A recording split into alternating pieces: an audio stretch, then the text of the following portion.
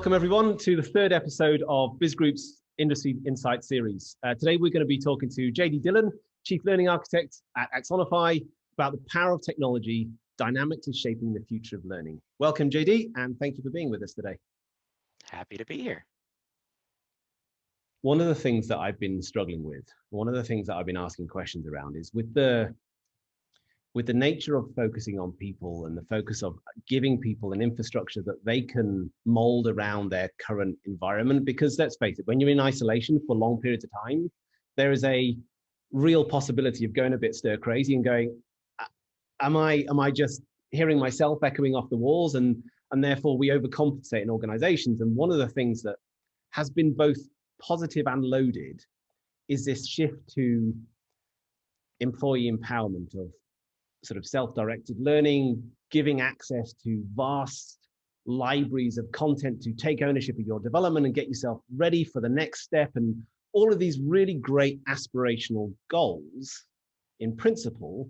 But how do we then ensure that learning remains focused while giving people the ownership to develop? And how do we manage that balance? The self-directed pendulum has been swinging back and forth for years, right? So it feels like we kind of constantly swing to extremes in learning and development just as a profession, where we want to give full autonomy and people take ownership of their development. Yeah. And that all sounds like great ideas. And then there's regulatory compliance and required training considerations too. And we seem to struggle with finding the right point on that curve to kind of land on from a strategic perspective. And for me, a lot of what we do as a profession comes back to one concept for me, and it's time, right? We are fundamentally trying to help people make the best use of time, and meanwhile trying to overcome the fundamental challenge of time when it comes to supporting an organization.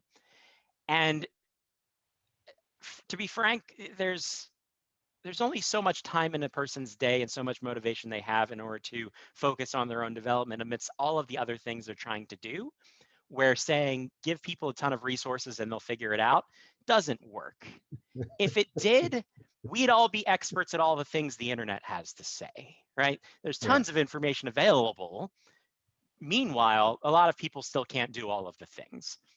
So I'm a huge proponent of enabling people to execute their inherent abilities to solve problems, especially through technology. When it comes to the internet, people can solve amazingly complex problems in their everyday lives because they have access to certain types of resources. And then you go to work and suddenly a lot of those resources aren't available and you can't solve problems like you can if you were at home. So I'm a huge proponent of making sure resources are available on demand, making sure people can find, access, and apply information when there's a problem to solve. But at the same time, recognizing everyone can't just jump on their own and take a bunch of disparate resources and figure it out. So making sure that as a learning function, you take a look at the priority development areas, right? The knowledge and skill people need to be successful in their job today, and then also moving forward into what the future has in terms of taking on the next role, developing the next skill set as your organization evolves. And recognizing that, we have to make sure the right on-demand resources are available across the board for everyone, but then when do we need to layer up into those more structured opportunities so that people have a bit of scaffolding, a bit of guidance, some type of direction around here's where you start, here's some proven resources that might be particularly valuable to you. And that's where I think a lot of the elements like, considerations like data and artificial intelligence can come into play to help people understand where are those connections and what path do I go down, recognizing that career pathing doesn't work, right? Again, if it worked, we wouldn't be having the conversation still, because careers aren't a straight line, because everyone gets there in a different way. If you talk to any of your top performing employees and ask them how they became that, it's very likely that they all didn't go through the same exact process to get there. They all have unique experiences, backgrounds, took different types of training, leverage resources differently. And we can't replicate that level of chaos. We can just lean into it and recognize that it's our job to provide, again, that infrastructure, those elements that sit underneath people's performance, and then the structure at the right times, the right points, when people traditionally have challenges learning more complex skills or how to do more complex tasks.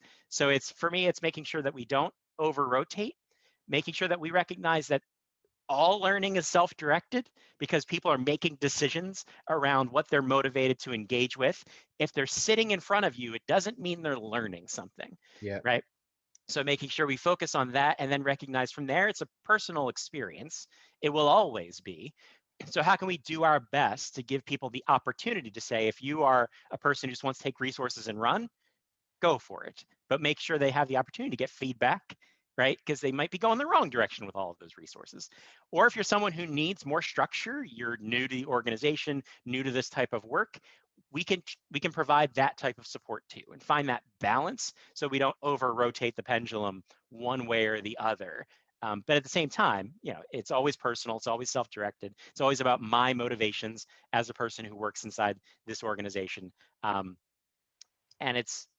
but it's not entirely my responsibility, right? Accountability can't go entirely to the employee.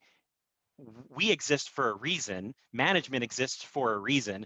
It's a shared accountability experience, but everyone has to play their part, as opposed to it being, an employee sitting there saying, "Teach me," right? That doesn't work. But at the same time, management sitting there saying, "Figure it out." That doesn't work either. It's somewhere in between.